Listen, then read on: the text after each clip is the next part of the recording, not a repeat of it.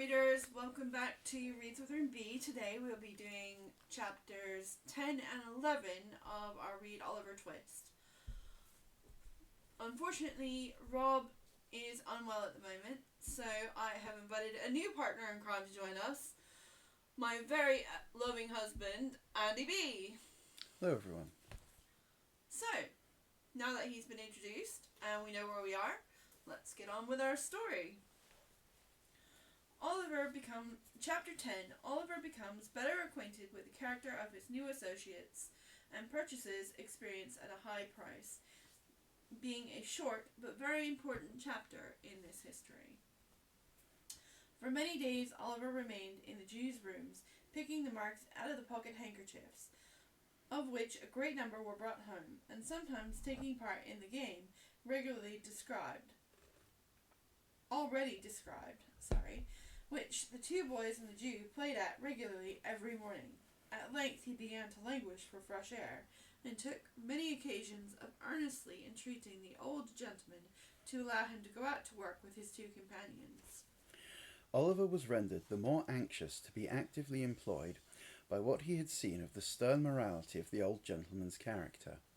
Whenever the Dodger or Charlie Bates came home at night empty-handed, he would expatiate with great vehemence on the misery of idle and lazy habits, and would enforce upon them the necessity of an active life by sending them supperless to bed. On one occasion, indeed, he even went so far as to knock them both down a flight of stairs, but this was carrying out his virtuous precepts to an unusual extent. At length, one morning, Oliver obtained the permission he had so eagerly sought.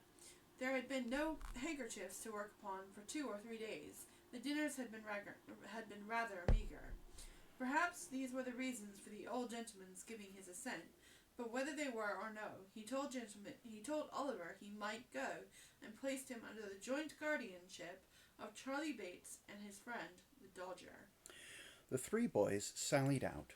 The Dodger with his coat sleeves tucked up and his hat cocked as usual, Master Bates sauntering along with his hands in his pockets, and Oliver between them, wondering where they were going and what branch of manufacture he would be instructed in first. The pace at which they went was such a very lazy, ill-looking saunter that Oliver soon began to think his companions were going to deceive the old gentleman by not going to work at all. The Dodger had a vicious propensity, too, of pulling the caps from the heads of small boys and tossing them down areas, while Charlie Bates exhibited some very loose notions concerning the rights of property, by pilfering divers apples and onions from the stalls at the kettle's sides, and thrusting them into pockets which were so surprisingly capacious that they seemed to undermine his whole suit of clothes in every direction. These things looked so bad that Oliver was on the point of declaring his intention to seek his way back in the best way he could, when his thoughts were suddenly directed into another channel by a very mysterious change of behaviour on a part of the Dodger. They were just emerging from a narrow court not far from the open square in Clerkenwell, which is yet called, by some strange perversion of terms, the Green, when the Dodger made a sudden stop, and, laying his finger on his lip, drew his companions back again with the greatest caution and circumspection. "What's the matter?" demanded Oliver. "Hush!" replied the Dodger. "You see that old cove at the bookstall?" The old gentleman over the way? said Oliver. Yes, I see him, "He'll do," said the Dodger.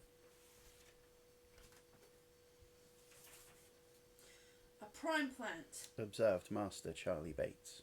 Oliver looked from one to the other with the greatest surprise, but he was not permitted to make any inquiries, for the two boys walked stealthily across the road and slunk close behind the old gentleman, towards whom his attention had been directed. Oliver walked a few paces after them, not knowing whether to advance or retreat, and stood looking on in silent amazement. The old gentleman was a very respectable-looking personage, with a powdered head and gold spectacles.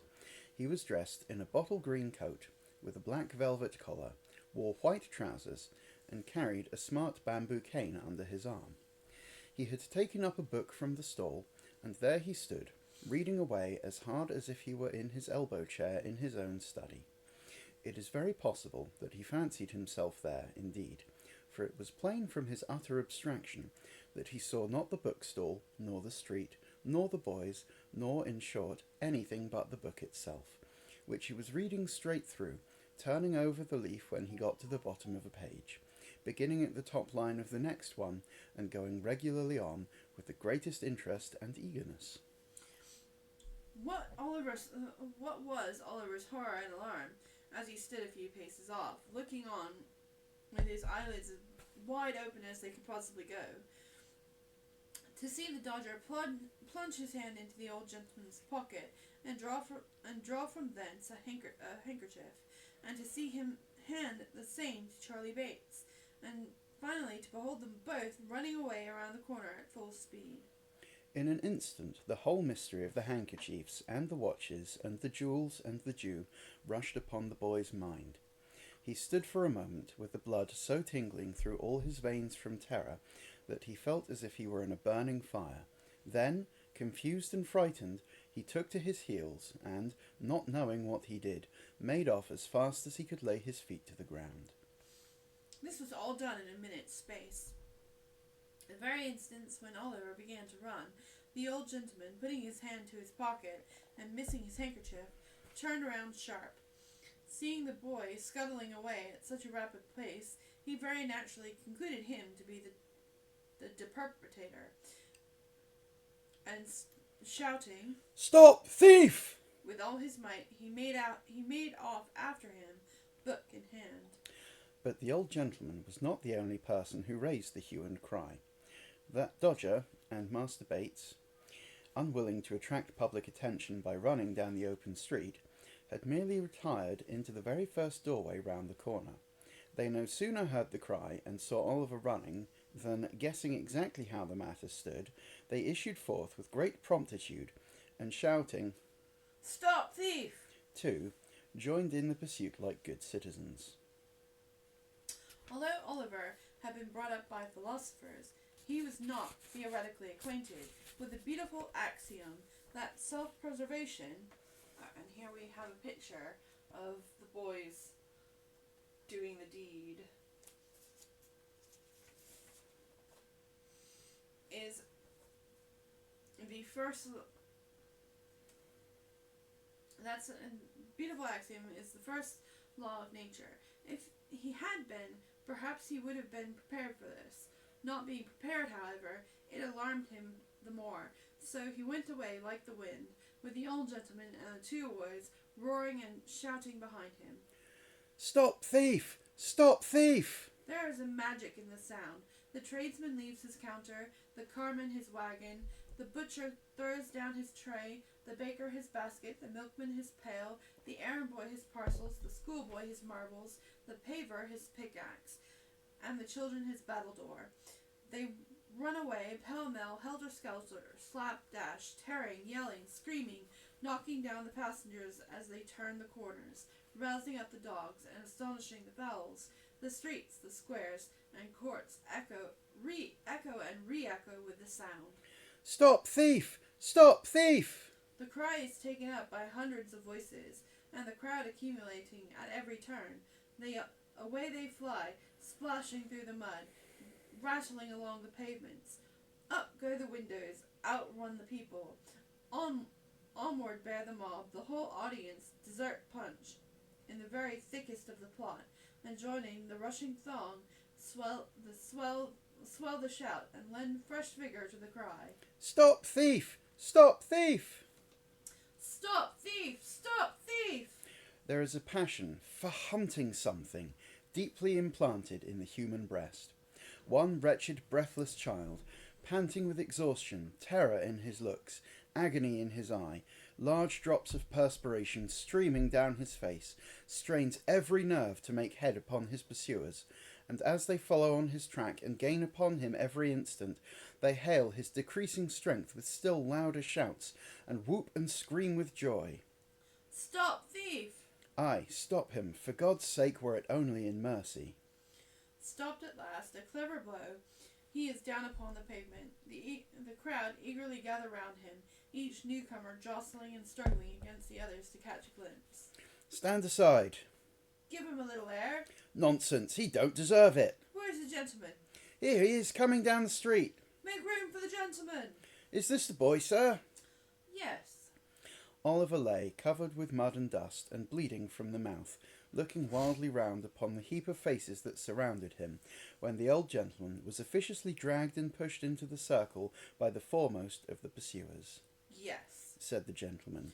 I'm afraid it is the boy, Afraid? murmured the crowd. That's a good 'un, Poor fellow. said the gentleman. He has hurt himself, I did that, sir, said a great lubberly fellow, stepping forward. and preciously I cut my knuckle in his mouth. I stopped him, sir. The fellow touched his hat with a grin, expecting something for his pains, but the old gentleman, eyeing him with an expression of dislike, looked anxiously around, as if he contemplated running away himself, which is very possible he might have attempted to do, and thus afforded another chase, had not a police officer, who is generally the last person to arrive in these cases, at that moment made his way through the crowd and seized Oliver by the collar. Come, get up. Said the man roughly. It wasn't me, indeed, sir. Indeed, it was two other boys. Said Oliver, clasping his hands passionately and looking around. They're here somewhere, Oh no, they ain't, said the officer. He meant this to be ironical, but it was true besides, for the Dodger and Charlie Bates had filed off at the first convenient court they came to. Come up, Don't hurt him. said the gentleman compassionately, Oh no, I won't hurt him, replied the officer, tearing his jacket half off his back in proof therefor. Come, I know you. It won't do. Will you stand upon your legs, you young devil? Oliver, who could hardly stand, made a shift to raise himself on his feet, and was at once lugged along the streets by the jacket collar at a rapid pace. The gentleman walked on with them by the officer's side, and many of the crowd as could achieve the feat got a little ahead and stared back at Oliver from time to time. The boys shouted in triumph as they went on. Treats of Mr. Fang, the police magistrate, and furnishes a slight specimen of his mode of administering justice.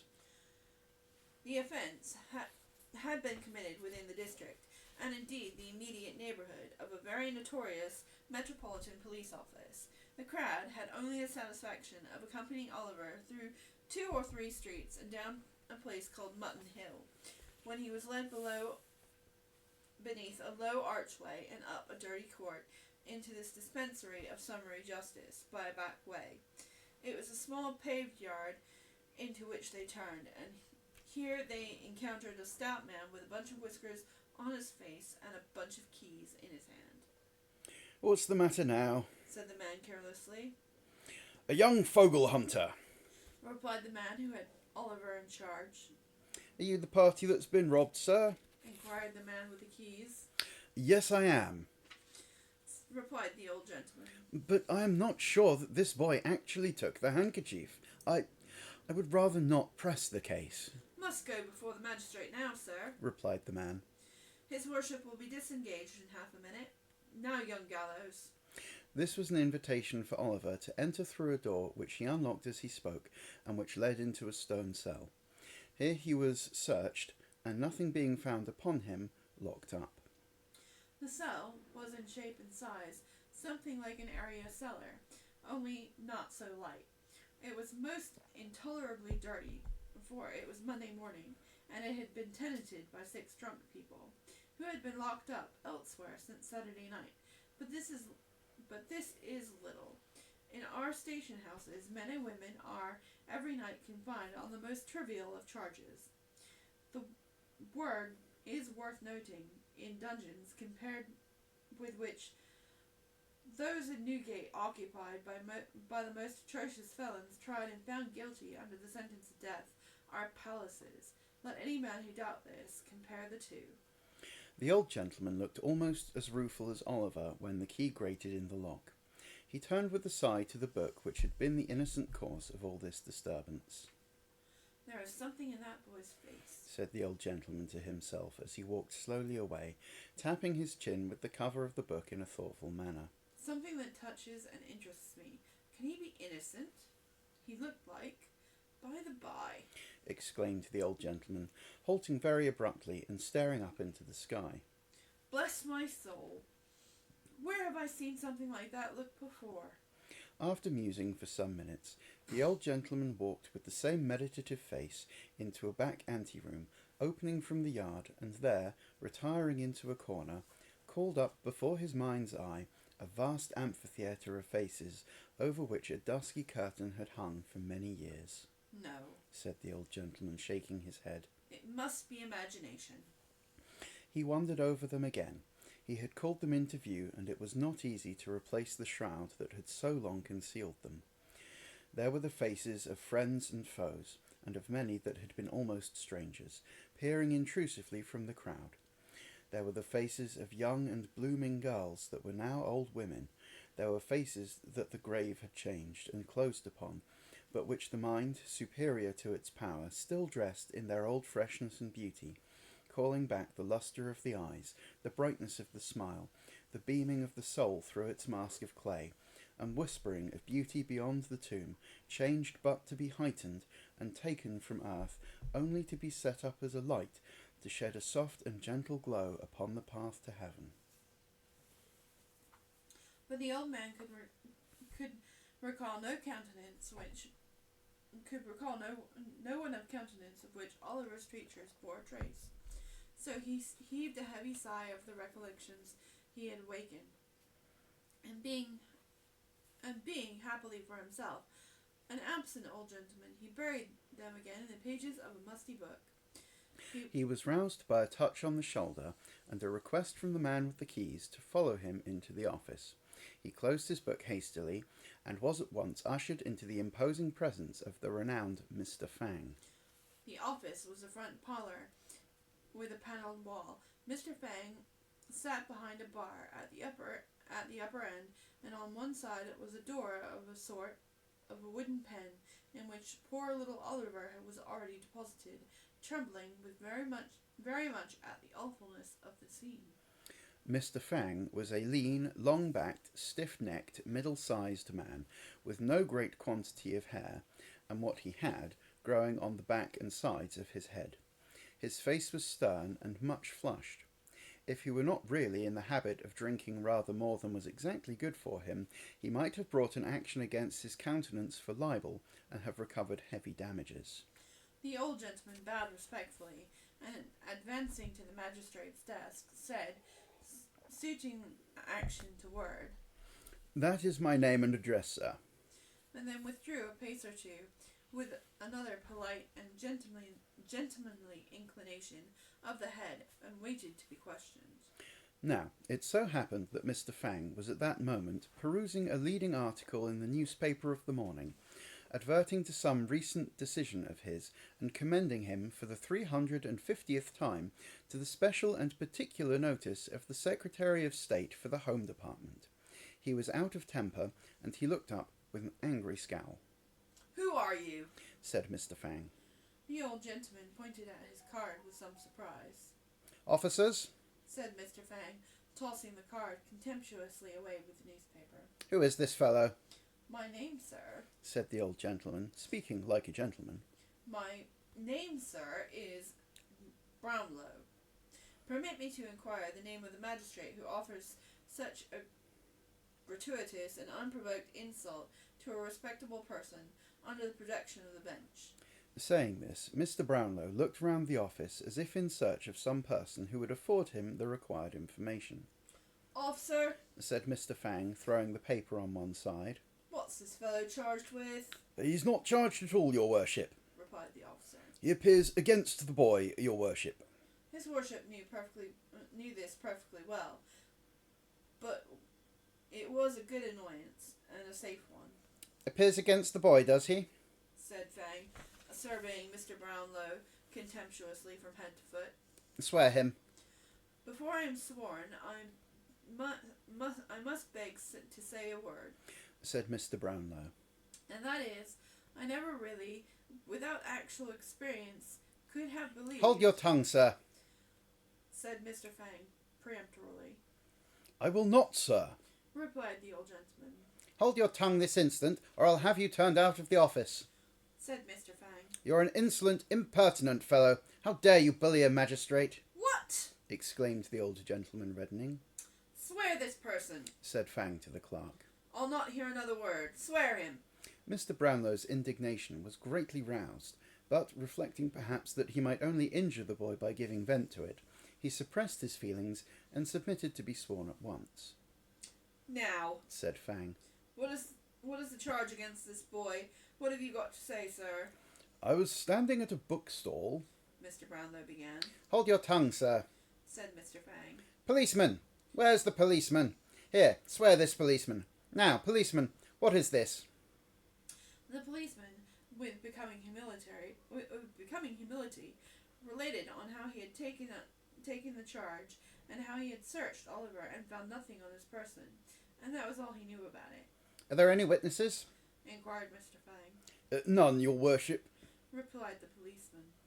Mr. Fang sat silent for some minutes, and then, turning round to the prosecutor, said in a towering passion, Do you mean to state that your complaint against this boy is what your complaint against this boy is, fellow, or do you not? You have been sworn. Now if you stand there refusing to give evidence, I'll punish you for disrespect to the bench. I will By what or by whom, nobody knows, for the clerk and jailer coughed very loud just at the right moment, and the former dropped a heavy book upon the floor, thus preventing the word from being heard. Accidentally, of course. Most certainly, it was an accident. With many interruptions and repeated insults, Mr. Brownlow contrived to state his case, observing that, in the surprise of the moment, he had run after the boy because he saw him running away, and expressing his hope that, if the magistrate should believe him, although he was not actually the thief, he was connected with the thieves, and should therefore be dealt with leniently as justice would allow. He has been hurt already, said the gentleman in conclusion. And I fear, he added with great energy, looking toward the bar, I really fear that he is very ill. Oh yes, I dare say, said Mr. Fang with a sneer. Come, none of your tricks here, you young vagabond. They won't do. What's your name? Oliver tried to reply, but his tongue failed him. He was deadly pale, and the whole place seemed turning round and round. What's your name, you hardened scoundrel? Demanded Mr. Fang. Officer, what's his name? This was addressed to a bluff old fellow in a striped waistcoat who was standing by the bar. He bent over Oliver and repeated the inquiry, but finding him really incapable of understanding the question, and knowing that his not replying would only infuriate the magistrate the more, and add to the severity of his sentence, he hazarded a guess. He says his name is Tom White, your worship, said this kind-hearted thief-taker. Oh, he won't speak out, won't he? Said Fang. Very well, very well. Where does he live? Where he can, your worship, replied the officer, again pretending to receive Oliver's answer. Has he any parents? Inquired Mr. Fang. He says they died in his infancy, your worship, replied the officer, hazarding the usual reply. At this point of the inquiry, Oliver raised his head, and looking round with imploring eyes, murmured a feeble prayer for a draught of water. Stuff and nonsense, said Mr. Fang. Don't try and make a fool of me. I really think he is ill, your worship, remonstrated the officer. I know better, said Mr. Fang. Take care of him, officer, said the old gentleman, raising his hands instinctively. He'll fall down.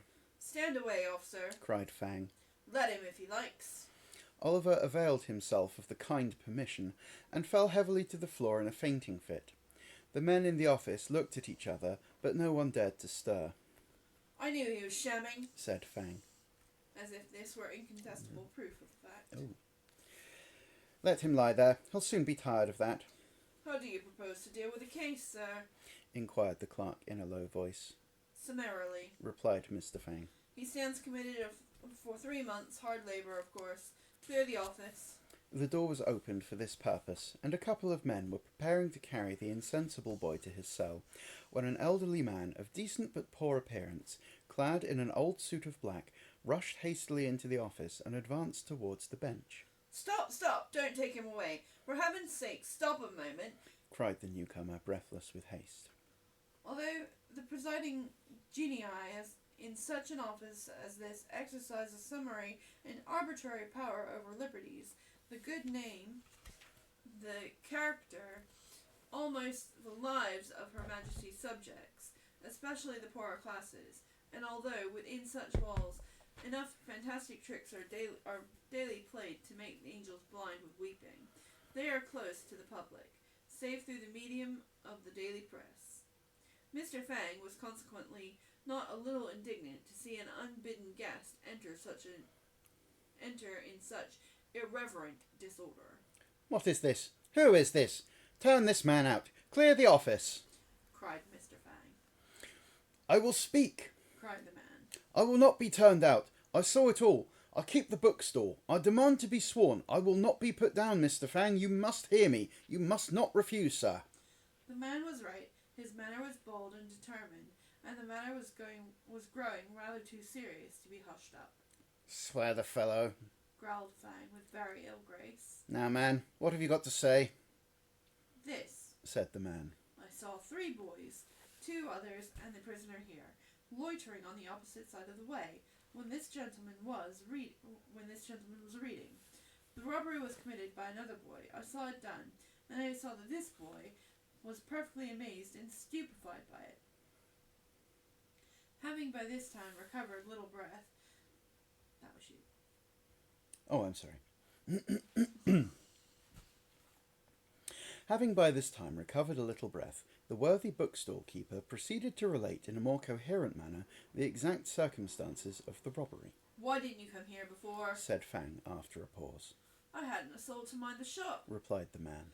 Everybody who could have helped me had joined in the pursuit. I could get nobody till 5 minutes ago, and I run all the way here. The prosecutor was reading, was he? Inquired Fang after another pause. Yes, replied the man. The very book he has in his hand. Oh, that book, eh? Said Fang. Is it paid for? No, it is not, replied the man with a smile. Dear me, I forgot all about it, exclaimed the absent old gentleman innocently. A nice person to prefer a charge against a poor boy, said Fang, with a comical effort to look humane. I consider, sir, that you have obtained possession of that book under very suspicious and disreputable circumstances, and you may think yourself very fortunate that the owner of the property declines to prosecute. Let this be a lesson to you, my man, or the law will overtake you yet. This boy is discharged. Clear the office. Damn me, cried the old gentleman, bursting out with the rage he had kept down so long. Damn me, I'll... Clear the office, said the magistrate. Officers, do you hear? Clear the office. The mandate was obeyed, and the indignant Mr. Brownlow was conveyed out, with the book in one hand and the bamboo cane in the other, in a perfect frenzy of rage and defiance. That's not me yet. No. He reached the yard, and in a moment it vanished in a moment. Oliver Twist lay on his back on the pavement, with his shirt unbuttoned and his temples bathed with water, his face deathly white, and a cold tremble convulsing his whole frame. Poor boy, said Mr. Brownlow, bending over him. Call a coach, somebody, pray, directly. A coach was obtained, and Oliver, having been carefully laid on one seat, the old gentleman got in and sat himself on the other. May I accompany you? Said the bookstall keeper, looking in. Bless me, yes, my dear friend, said Mr. Brownlow quickly. I forgot you. Dear, I have this unhappy book still. Jump in, poor fellow, there's no time to lose. The bookstall keeper got in the coach, and away they drove. And that ends our reading for today. Thank you for joining us. Like, subscribe, and we'll see you next time. Bye for now, readers.